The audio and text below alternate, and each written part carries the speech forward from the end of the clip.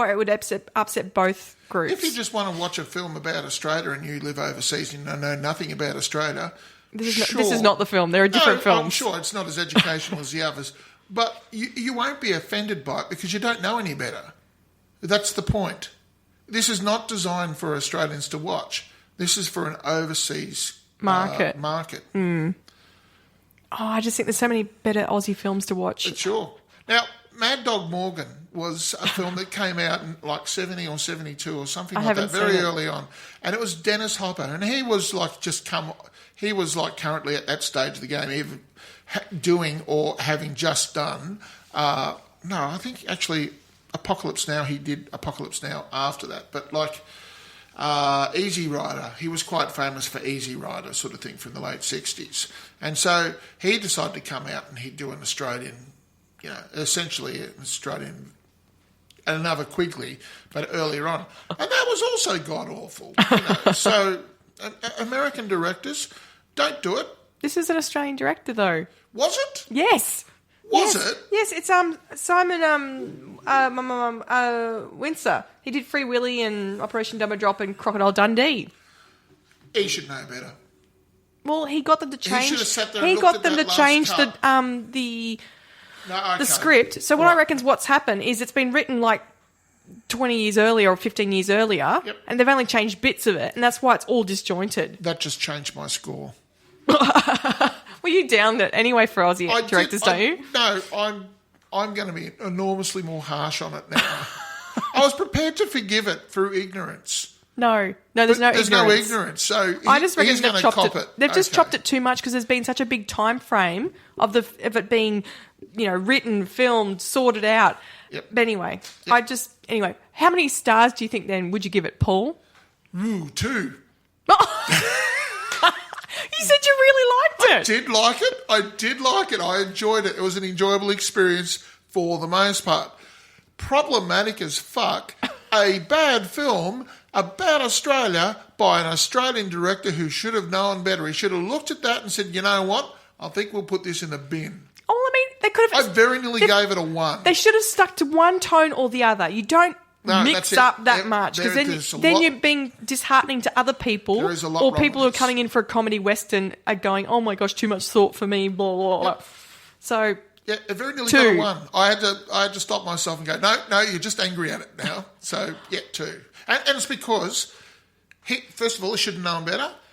What was it trying to achieve? I don't know. It failed to do that. I don't know what it was trying to achieve. That's the thing. It was trying to show America and Australia that they would find entertaining. And whatever it showed... Surely they wouldn't have found that entertaining. Exactly. And so it failed on that. If they were trying to say, look, this is the new Schindler's List of Australia. No, well, there was aspects of it that is Schindler's Listing. I haven't seen it. How about, can I just say the last bit before you give your score? What? What about the last scene when the Aboriginals turn up and they're like ringing, hang on, let me fit. It's like straight out of Zulu. It reminded me of The Birds by Alfred Hitchcock. And then they all disappeared again, 2 seconds later, But there was that many Aboriginals that you'd go, well, where did they all come from? Because we are literally talking about hundreds upon hundreds of Aboriginals. So it would have been like from 200 kilometres around, 300 kilometres around. Yeah, but... Yeah, and then they disappeared again just to go, boo. That's what I mean. There's so many bad aspects to this. There are so many bad aspects to this. I'm very comfortable with my 2. Okay, I'm going to give it a 5. Only because I could sit and watch it and I could see sort of some of the things they're trying to achieve, but otherwise... I don't understand. I was still weirded out. I usually let you go on your scores, but you will watch films... You'll watch films that are genuinely very good or that I've gone on about 8s and 9s and what have you, and you go, I don't really like it, 6, and it's only one off. This was in an awful place. I know it was marginally entertaining, marginally. It's like it was a fine film, as in it's not that big a deal. Okay. As in it was probably 5 is just because I sat through it. I wasn't angry. I was just sitting there going, what? I'm offended now reviewing it when I found out it was the Australian director. He should know better. I was just a bit more I couldn't. I didn't know where it was trying to go. It was just too weird. Yes. I mean, because they've got things that really happen, and my brain's going back to Bryce Courtney's writing, and I'm thinking, well, hang on, they've got to stick with one thing or the other. People are not going to be happy no matter who they are, because it's going to upset people left, right, and centre. Yep. So I actually don't think if you're going to watch an Aussie film, this is not one to watch. Definitely not. No, there are other films. Go and watch The Dressmaker. No, don't do that either. Well, there you go. You gave that a 6. And are you saying that you only marginally enjoyed The Dressmaker more than this? It was a little bit more interesting, and there's more interesting stuff. So, yes, I found The Dressmaker a bit more interesting. But there's other better Aussie films. Rabbit Proof Fence is better. Okay, well, let's just put that... The Sum of Us is better. Oh, most Australian films are better than that. That was just garbage. Okay, all right. So that is 2 stars from Paul and 5 stars from me for Quigley Down Under. Now, for the 50th, I thought I'd go back to one of my most revered actors, and this is just a compilation of various different little words that he's said over the years. And, I'll just leave the 50th, and he's going to talk a little bit about how he looks at life. I'll hand it over to you, Robin Williams.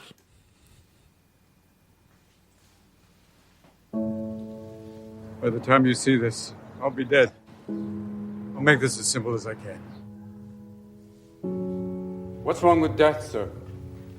What are we so mortally afraid of? Why can't we treat death with a certain amount of humanity and dignity and decency and, God forbid, maybe even humor? Death is not the enemy, gentlemen. If we're going to fight a disease, let's fight one of the most terrible diseases of all, indifference.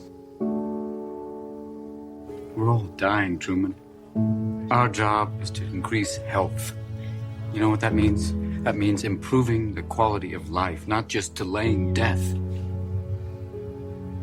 Now, you ask me if I've been practicing medicine. Well, if this means opening your door to those in need, those in pain, caring for them, listening to them, applying a cold cloth until a fever breaks, if this is practicing medicine, if this is treating a patient, then I am guilty as charged, sir. Transference is inevitable, sir. Every human being has an impact on another. That's why you treat a disease, you win, you lose. You treat a person, I guarantee you'll win, no matter what the outcome. Gather ye rosebuds while ye may. The Latin term for that sentiment is carpe diem. Now, who knows what that means? Seize the day. Gather ye rosebuds while ye may. Why does the writer use these lines? Because we are food for worms, lads. Because believe it or not, each and every one of us in this room is one day going to stop breathing, turn cold, and die. The world is their oyster. They believe they're destined for great things, just like many of you. Their eyes are full of hope, just like you. Did they wait till it was too late to make from their lives even one iota of what they were capable of? And I know you hate your job and you don't have many friends. And I know sometimes you feel a little uncoordinated and you don't feel as wonderful as everybody else. And feeling as alone and separate as you feel you are. And I think you're the greatest thing since sliced rice. The universe at its essence, every element has its place in it. You can't change that. It's secure, no matter what. You see what I mean? You got to be crazy. It's too late to be sane. Too late. You got to go full tilt, Bozo. Because you're only given a little spark of madness. If you lose that, nothing. How kind is it to give life, only to take it away again? What's true in our minds is true, whether some people know it or not. Just keep going. Find that thing you love, because it's tough work. But I think if you can find that thing that really gives you joy, that'll be it. You do come close to losing it? Oh, yeah. Pushed it right to the edge. So I had to come out now. Tell you, I'm giving up. Just not the way you think. Sometimes when you win, you lose.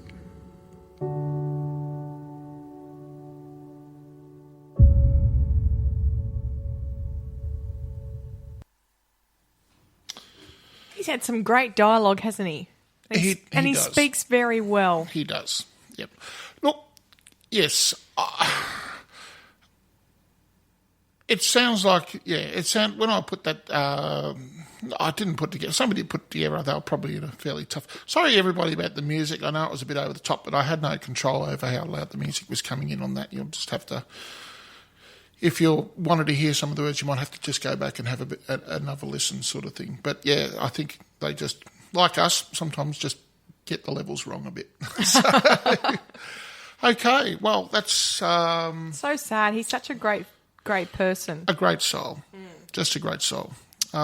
It's humanity. That's what I mean. It's uplifting to... You know what that was? That was an audio inspirational poster. That's what that was. Like the cat on the line. Hang in there, kitty. That's right.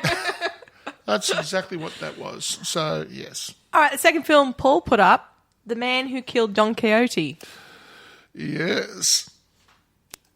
I am the man for whom all dangers are expressly reserved. Good God, Sancho! A giant! Prepare to die! I am Don Quixote de la Mancha. Speak in English! And cut right there. Good work. Estaba aquí 10 años. Hacía una película pequeña. No, you're angry. The girl is in danger. You are Don Quixote. You will be sent with my squad. I am Don Quixote. Many things have changed since your film, told me. What about the old man who played Quixote? Is he still alive? Would you like to see Don Quixote de la Mancha? I do.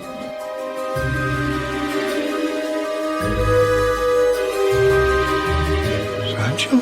You crazy peasant. You think you can hide from me? We shall have such great adventures together.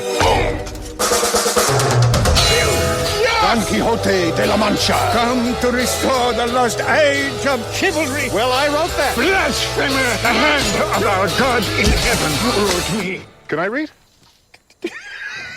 A peasant like you cannot read. I will sound the words, and you can look at the pictures. Okay. So that's going to keep going for another minute. I thought that's enough. Good on you. So, yeah. Paul, you put this one up. I did. After watching half an hour of it? No, after watching about an hour of it. You put it up? I did. Okay, tell us about the film, Paul. Let me just gather my thoughts for a moment. Okay, what I thought about this film... Sorry, I have to make an adjustment here. Sorry, everybody. There we go. That's a bit better, isn't it? Feel better? Much better. I'm fully adjusted now. There it is. Okay. Now, like most Terry Gilliam films, and I'll just go back and look at some of them, he's done Time Bandits, Baron von Munchausen.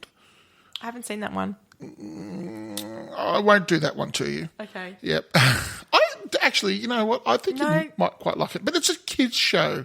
He tends to delve in semi-childlike stuff. What about the one he did that we watched that I can never remember the name of, that Heath Ledger was in? Dr. Parasilium or whatever. That one. Yes, Parasilium. That one I actually enjoyed. Okay, I just thought that one was weird. It made sense. Because you could always know when it was being fantasy and when it's real. Okay. I think Terry Gilliam in the 70s may have done quite a lot of drugs. And that is why I think he tends to make movies like this. Now, maybe he just likes to do it. That's not a judgment to his call. nature. That is not a judgment call, but I just think he's out there. You know what I mean? I think he's really, really out there. I don't think he does drugs. I just think he likes to throw people in the deep end. Absolutely. Ha-ha, take that. It is alternative reality nearly every time when it's not being exploitative towards dwarves. I thought you'd like that. Okay, so look, this